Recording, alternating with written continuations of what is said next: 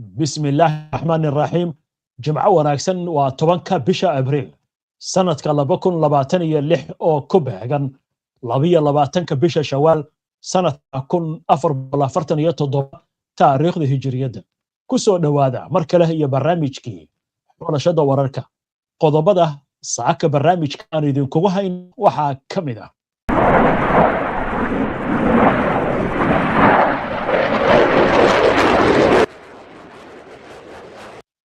ترام oo la sheegay inuu qorsheynayo in ciidamada Mareykanka uu ka saaro dalalka Yurub tilaabo la sheegay inay halis gelin karto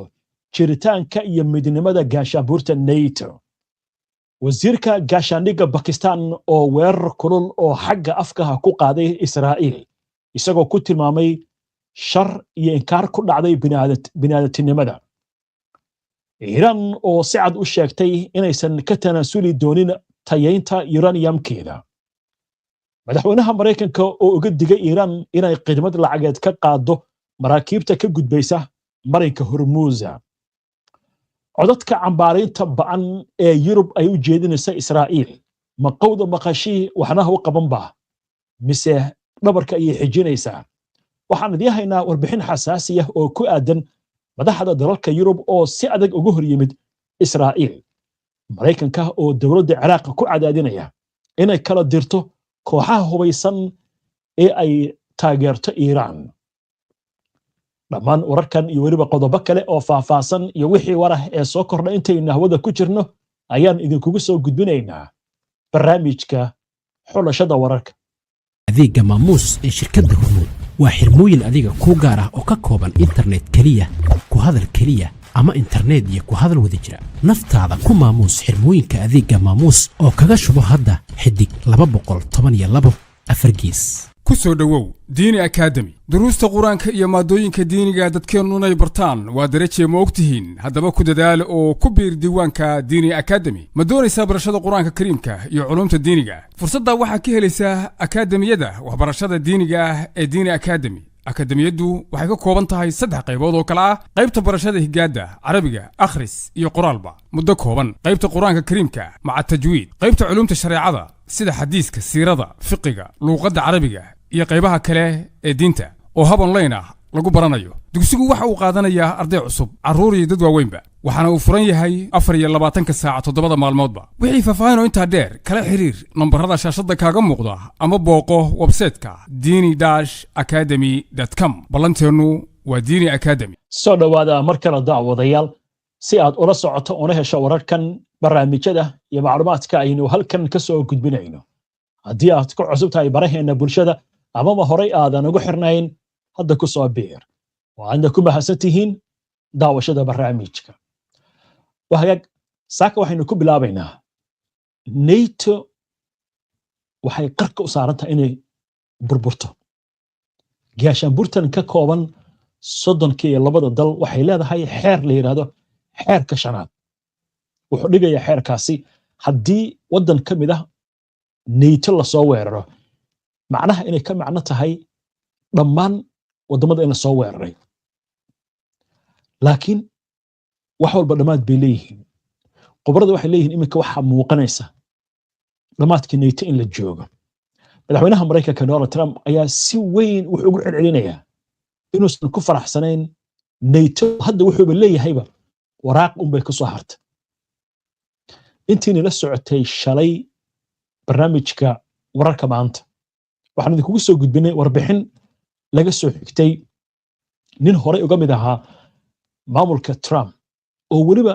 mas'uuliyiinta sarsare ee sirdoonka iyo la dagaalanka waxa loogu yaqaan argagixisada ama loogu yeero madax ka ahaa oo sheegaya sababta Trump uu u wado qorshahan oo ugu celcelinayo NATO in laga bixi doono ama dhaliishiisa waxay la xiriirtaa buu leeyahay qorshe in duulaan lagu qaado dalka Turkiga haddii aad daawan barnaamijkaasi waa barnaamijka wararka maanta ee shalay dib u daawo hadda marka arintu isbedeshay madaxweynaha Mareykanka Donald Trump wuxuu leeyahay waxaan ka fakarayaa ciidanka Mareykanka inaan ka saaro wadamada Yurub arintan dhabaha ma u xaari doontaa Putin uusan ku ekaanin Ukraine oo markaasi xuduudaha Yurub uu soo jiiro aynu eegno haddaba war amurtan la xiriira oo saacadihii ugu dambeeyay warbaahinta Mareykanku ay ka waramayso madaxweynaha Mareykanka Donald Trump ayaa la sheegayaa in uu ka fiirsanayo suurtagalnimada in qaar ka mid ah ciidamada Mareykanka laga saaro Yurub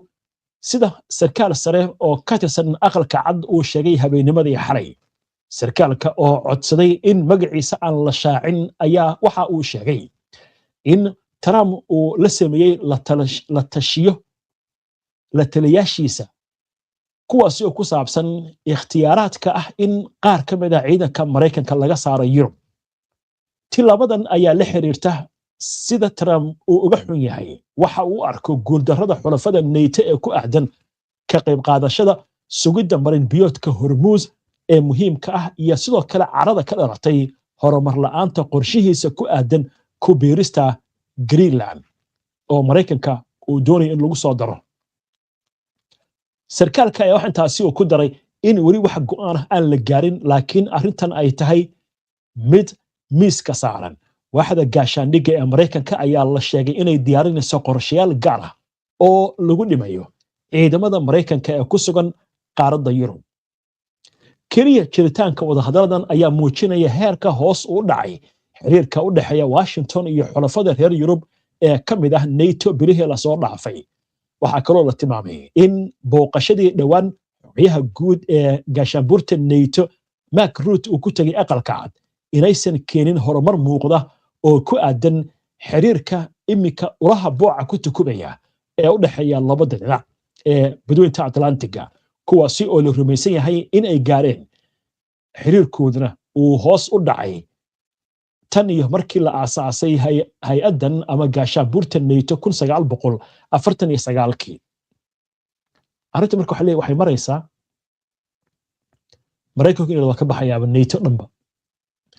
waynu arki doonaa wixii ku soo kordha ma dhici doonta NATO inay u burburto sidii Warsaw waa hagaag Pakistan waxa lagu wadaa haddii aysan waxba isbedelin inay martigeliso maalnimada bariya wadahadalo dhex mari doona ee Mareykanka iyo Iran inkastoo warar iskhilaafsan ay soo baxayaan oo ku aadan arrimaha wadaxaajoodka laakiin wasiir ka tirsan xukuumadda Pakistan ayaa weerar afka wuxuu ku qaaday Israa'iil haddaba aynu eegno warbixintan oo telefishinka Al Jazeera uu baahiyay saacadihii la soo dhaafay wasiirka gaashaandhigga ee dalka Pakistan Khawaja Mohammad Asif ayaa weerar kulul oo xagga afka wuxuu ku qaaday Israa'iil isagoo ku tilmaamay shar iyo habaar ku dhacay bini'aadamka xilli duqeymaha Israa'iil ay ka wada Lubnaan ay sii socdaan inkastoo xabajoojin u dhaxaysa Mareykanka iyo Iran dalkiisa uu fududeeyay iyadoo la filayo maalinta Sabtida ee bari ah in wadahadal ay ka dhacaan magaalada Islamabad fariin uu ku qoray bartiisa bulshada internetka Khawaja wuxuu yiri Israa'iil waxay dishay muwaadiniin aan waxba galabsan oo reer Gaza markii hore kadibna reer Lubnaan kadibna Iran Khawaja Mohammad Asif oo hadalkiisa sii wata wuxuu yiri waxaan u ducaynayaa in kuwii abuuray dawladdan kasarka ah ee laga dhisay dhulkii Falastiin si looga takhaluso Yuhuudda Yurub in ay ku gubtaan naarta jahannam macnaha Ilaahay baan u baryayaa ku leeyahay waa tahay qodobkaas halkaas aynu kaga gudubna ma jiro war rasmi ah oo dhanka Israa'iil ka soo baxay oo jawaab u ah warkan culus ee uu sheegayo wasiirkan reer Pakistan waa tahay waxaan u gudbaynaa warbixin la xiriirta Iran oo leh ma ka tanaasuleyno tayeynta iyo bacriminta uraniumka waa xaq annagu aan leenahay bay leeyihiin arrintan weli miiskay saaran tahay wadahadaladan la filayo in bari ay ka furmaan magaalada Islamabad inkastoo wadahadalada laga yaabo inay caqabad ku timaado waxaan kaloo eegaynaa warbixin ku saabsan Trump oo xalay dhowr fariimood oo kala duwan oo Iran ku wajahan soo saaray intaan u gudbin wararkaas iyo qodobo kale aynu ku hakan qadar xayeysiin haddii aad degan tahay dalka UK oo aad doonaysa inaad lacag dirto waxaan ku hayaa fursad dahabi ah si fudud ula soo deg abka Somrimit adigoo isticmaalaya taleefankaaga tabletkaaga ama kombiyuutarkaaga Somrimit oo ah xawaalada ugu raqiisan ee lacag dirista waxay ka caawinaysaa inaad lacag u dirto ehelkaaga iyo asxaabtaada adigoo jooga gurigaaga ama goobtaada shaqada hadda kala soo deg abka Somrimit Google Play ama App Store-ka Somrimit amaano iyo adeeg hufan ku soo dhawow qaari online qarni hore waxaa jiray barashada quraanka qofku u dhaqaaqo dugsiyada qiraa'ada hadda waa qaab online ah qaari online waxa uu bixiyaa barnaamij dhammaystiran oo ay dhigayaan macallimiin leh in ka badan khibrad 5 sano ah oo ay wax barayeen carruurta ku nool dibadda tiyoo la adeegsanayo hab waxbarasho oo ku habboon deegaanka reer galbeedka waxaana uu bixiyaa tijaabo bilaash ah oo 7 maalmood ah iyo casharro waxbarasho oo bilaash ah haddaba qabso tijaabadaada bilaashka adigoo la xiriiraya WhatsApp-ka shaashada kaaga muuqda ama maantaba ka diiwaangeli ilmahaaga qaari online soo dhawaada mar kale daawadayaal wali waxaad la socotaan barnaamijkii xulashada wararka oo subaxnimadan jimcaha toos idinkaga imaanaya istuudiyaha iyaga koowaad barnaamijyadeena waxaad ka heli kartaan bogagga bulshada ee internetka sida YouTube-ka, Facebook-ka, Twitter-ka iyo Telegram-ka warbixino qoraal ah warar faallooyin iyo macluumaadyo kale waxaad ka heli kartaan bogga internetka aynu ku leenahay ee www.hbnonlinetv.com ku xirna HBN oo ka dhigo wehelkaaga wararka waa hagaag warar iskhilaafsan ayaa waxay ka soo baxayaan wadahadallada lagu wada berri inay ka dhacaan magaalada Islamabad ee caasimadda waddankaasi Pakistan intii la socotay barnaamijkii qubnaha ee xaray waxaan idinkugu soo gudbinay wafdi uu hogaaminayo gudoomiyaha baarlamaanka Iran Maxamed Baari Khalibaaf oo ku jiro wasiirka arrimaha dibadda inay ka amabaxeen Iran laakiin warkaasi uu isbedelay xalay saqdii dhexe wakaaladda wararka ee tasniim ee laga leeyahay waddankaasi ayaa waxay sheegaysaa inaysan jirin wafdi ay u direen Pakistan weliba xilligaasi waxaa soo baxay war sheegaya diyaarado dagaal oo Pakistan ay leedahay in wafdiga Iran ay ka wadeen waddankooda wararka qaarkood dhanka Mareykanka waxay leeyahay wafdigii way tageen warbaahinta Mareykanka Wall Street Journal waxay leeyihiin wafdiga Iraniyiinta xalay bay tageen Pakistan laakiin Pakistan waxay leedahay anaga ma jiro wafdi naga tagan meeshaas ilaa la joojiyo dagaalka ka socda Lebanon wax wada hadal ma jiro waa suurtagal saacadaha aynu ku jirno in wafdigaasi u baxo amaba ay gaareen meeshaas oo arrintan ay tahay arrin Iran ay ku cadaadinayso Mareykanka waa suurtagal in aysan bixin waa suurtagal dabcan warkaasi markuu soo bislaado oo dhanka Iraniinta aynu ka helno war cad aynu eegi doonaa laakiin iyadoo sidaas ay tahay arrinta Iraniumka berritoole wada hadallada dhici doona miiska ayay saaranta laakiin Iran waxay leedahay annagu xaq baan u leenahay inaan tayayno Iraniumka qodobka marka la isku hayo haddaynu dul istaagno Iran heshiis bay gashay 2015 JCPO bariirada waxay la gashay waxa la isku yiraahdo 5+1 waa shanta wadan ee codka diidmada qayaxan leh ee rigliga ah ee golaha ammaanka ee qaramada midoobay iyo Jarmalka oo lagu daray waa xilligii Obama laakiin heshiiskaas isagoo meel fiican maraya oo 3 sano jira oo Iranna ay si caadiya u tayayso uraniumka intii loogu tala galay 3.67 Trump xukunka qabtay heshiiskiibu ka baxay Iran meeshii wax ka qaadatay fursad meeshii ay ka ahayd tayanta uraniumkeeda 3.67 waxay gaarsiisay 60 haddii ay gaarsiiso 90% waxay soo saari kartaa 11 madax oo nuclear ah ilaa 15 madax marba hadaa nuclear samaysatana waa lagu kala guuraya meesha marka laakiin waxaa jira marka nidaam kale oo ogol yahay heshiiska la yiraahdo NPT ee xakamaynta nuclearka oo ogol wadamada inay uranium tayeyn karaan laakiin maadadaasi waa inaysan gaarin maado laga samayn karo nuclear boqolkiiba 20 inaysan ka badnaan karin wadamada marka sida caadiga u isticmaalaan imaaraadka waa laga sameeyey sacuudiga inuu samaysto rabaa Israa'iil iska badaa nuclear hub bay haysataa Turkiga xitaa hadda waxa u dhisay 2 xabo ruushka marka kuwaas hub lagama sameeyo waxa loo isticmaalaa warshadaha korontada Ukraine xitaa way leedahay laakiin marka la badiyo tayeynta arrintu isbedelaysa marka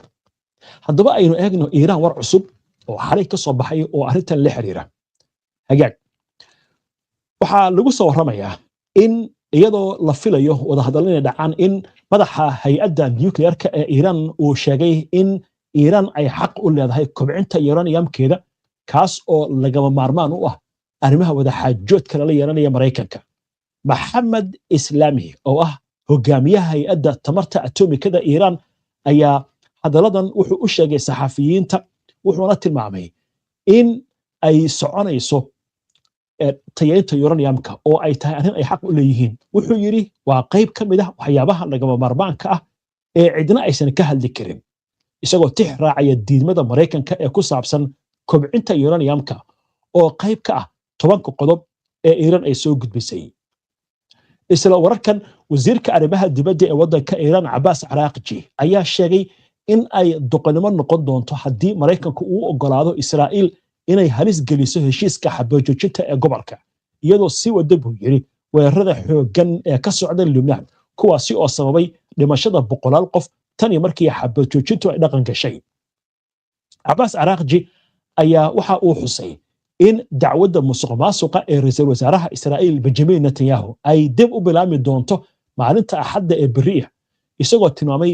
in haddii nabad la helo Netanyahu markaasi dacwaddaas darteed xabsi u geli doono dhinaca kale madaxweynaha Mareykanka Donald Trump ayaa habeennimadii xalay wuxuu dhowr jeer ka hadlay arrimahan cakiran ee Iiraan mar wuxuu yiri uma ogolaan doono Iiraan in ay lacag ka qaado maraakiibta gooshaysa Mareykanka Hormuz dhinaca kale wuxuu sheegayaa war telefishinka leeyahay CBS in Trump uu ogolaaday in xabajoojinta goboleed lagu daro Lebanon iyadoo la tix raacayo ilo wareed dhanka diblomaasiyadda waxaana la xusay mowqifkan inuu bedelay kadib wadahadal qadka telefoonka oo kula yeeshay ra'iisul wasaaraha Israa'iil Benjamin Netanyahu war kale oo arrimaha Mareykanka la xiriira ku-xigeenka xogayaha amuuraha dibadda ee Mareykanka ayaa ugu baaqay dowladda Ciraaq in ay kala dirto kooxaha hubaysan ee daacadda u ah Iiraan mas'uulkan ayaa sheegay in fashilka Baghdad ee ka hortaga weerarada lagu qaaday xarumaha Mareykanka ay saameyn toos ah oo taban ku leeyihiin xiriirka laba geesoodka isagoo intaasi ku daray in Mareykanku uusan u dulqaadin doonin beegsiga danihiisa si hadalka u dhigay waxa kaloo isna jira fariin kale oo Twitterka ku qoray Trump oo leeyahay Iiraan shaqo falxun bay wadaa macnaha arrintan Hormuz ayuu ka hadlayaa iyo shuruudahan ay ku xirayso ay leedahay wada hadalada Lebanon waa in lagu soo daraa qodobka markaynu intaan kaga gudubno markaan waxaan u gudbaynaa Yurub oo si xun u cambaaraynaysa Israa'iil arrintan maqawda maqashay waxna ha qaban baa mise waxba ka jiro Yurub dhabarkii xijinaysa Israa'iil haddaba aynu eegno warbixin amurtan ku aadan waxaa lagu soo waramayaa in wadamada Yurub ay muujiyeen mowqif cusub oo xoogaysanaya oo ay ku dhaleecaynayaan howlaha military ee Israa'iil ka wado Lebanon iyagoo sidoo kalena kordhinaya cadaadiska lagu saarayo Mareykanka in la xakameeyo weeraradan arrintani waxay timid iyadoo laga cabsi qabo in xabajoojinta u dhaxaysa Washington iyo Tehran ay burburto taasi oo keeni karta isku dhac balaaran oo gobolka ka qarxa inkastoo Pakistan ay dhexdhexaadinayso wada hadallo lagu wada in dhex maraan Mareykanka iyo Iiraan haddana waxa la sheegayaa Israa'iil inay fulisay duqeyntii ugu xoog badanayd tan iyo markii duulaanka Lebanon uu bilowday 1982 waxaana la sheegay 254 qof in arbacadii la dilay kadib markii Israa'iil ay si xun u duqeysay magaalada Beirut waxa kaloo la dhaawacay 165 arrintan wadamada sida adag uga hadlay waxa kamid ah wadanka Spain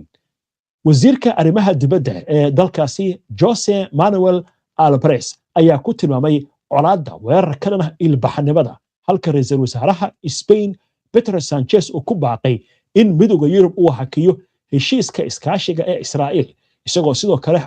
xiray hawada Spain in ay maraan diyaaradaha howlgallada military ka wada gobolka.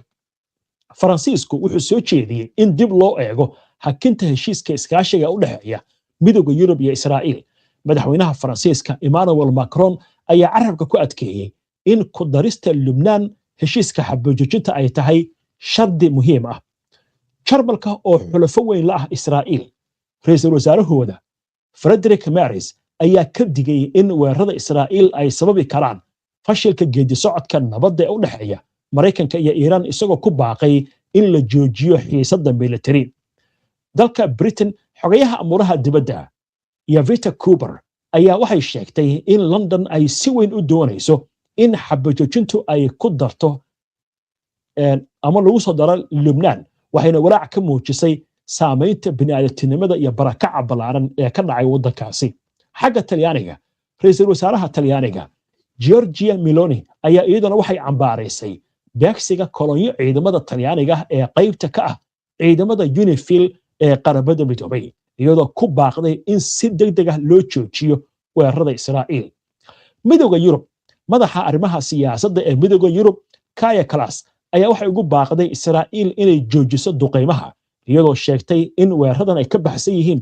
isdifaac ayna halis gelin karaan xabad joojin. Dhinaca kale, ra'iisul wasaaraha Israa'iil Benjamin Netanyahu ayaa adkeeyey ciidamada Israa'iil inay sii wadi doonaan weerarada ay ku beegsanayaan Xisbullah. Israa'iil iyo Mareykanka ayaa waxay adkeynayaan in Lubnaan aysan ku jirin heshiiska xabajoojinta markii la gaaray, laakiin hadda waxaa la sheegayaa madaxweynaha Mareykanka Donald Trump in uu wax ka bedelay ra'yigaasi oo uu doonayo in lagu soo daro Lubnaan xabajoojinta. Waayahay intaa marka laga gudbo, xalay oo idil Xisbullah duqeymo culus ayaa waxay ka waday koonfurta Lubnaan iyo weliba Israa'iil. Xalay tan iyo markii xabajoojinta ay gaareen Mareykanka iyo Israa'iil, magaalada Tel Aviv iyo bartamaha Israa'iil waxaa isqabsaday seeriga digniinta ka bixiya gantaalada. Weliba xalay waxay duqeeyeen Xisbullah Nahariya, Haifa iyo magaalada la Akaar. arrinta marka waxay noqotay baa leeyahay arrin halis ah. Xisbullah marba hadiiba ay duqeynayso Tel Aviv, xaalku sahlan la yiri. Dhinaca kale Israa'iil iyadana weerar ayay ku qaaday magaalooyin ku yaala koonfurta Lubnaan. Wixii ku soo kordhay arrimahaasi waynu arki doonaa insha Allah taala. Inta ayaan ku soo gabagabeynayaa saaka barnaamijkii, waana ku mahadsantihiin daawashada barnaamijka. Si aad ula socoto wararkan iyo barnaamijyada iyo macluumaadka aynu halkan ka soo gudbino, haddii aad ku cusub tahay baraheena bulshada ama horay aadan uga xirnayn, hadda ku soo biir. Aynu barnaamijka xiga insha Allah inta ka horeysa nabadgelyo. Sombay and Rent Property Finder sifihii mar hore saxariir ahaa iyo suuq fogaa laga samabaxayo sir baan ku haya, waana Sombay and Rent Property Finder. Ma tahay qof doonaya inuu iibiyo, iibsado ama kireysto ama iska kireeyo guri ama dhul, ma ku daashay raadinta meel lagu kalsoonaan karo oo si fudud kuu gaarsiisa guriga aad rabto? haddaba xalka waad haysataa maanta. Sombay and Rent waa shirkad online-ka ama waxa loo yaqaano Property Finder oo isku xirta milkiilayaasha guryaha iyo dhulalka, real estateska, agencies-ka iyo dadka raadinaya guryaha ama dhulalka, hoteelada ama furniture apartments-ka ama guryaha qalabaysan. waxaana dhammaan adeegaasi aad hal meel uga wada heli kartaa Soomaaliya, Kenya, Egypt, Turkey, UK, USA iyo Sacuudi Carabiya oo boqolaal qof ayaa hore uga faa'iideystay adeegan. adiguna maanta ku biir oo booqo sombayandrent.com. haddii aad tahay agency ama milkiile, iska diiwaangeli website-ka ama kala xiriir lambarada shaashada kaaga muuqda. mahadsanidin. wargelin muhiim ah. ma doonaysaa waalidkaaga oo dhintay ama sariiryaal ah in laga soo cimreeyo bisha barakaysan ee Ramadaan? cimrada bisha barakaysan ee Ramadaan waxay u dhigantaa xaj la xajiyay Nabi Maxamed, naxariis nabadgelyo korkiisa ha ahaatee. haddaba waxaa fursadan kaaga faa'iideynaya culimo Soomaaliyeed oo ku sugan magaalada Makka. inta lagu jiro acmaasha cimrada waxaa lagu soo duubayaa muuqaallo ku saabsan qaabka ay cimradu u dhacday. haddaba faahfaahin intaa dheer nagala soo xiriir cinwaanada iyo taleefannada shaashada ka muuqda.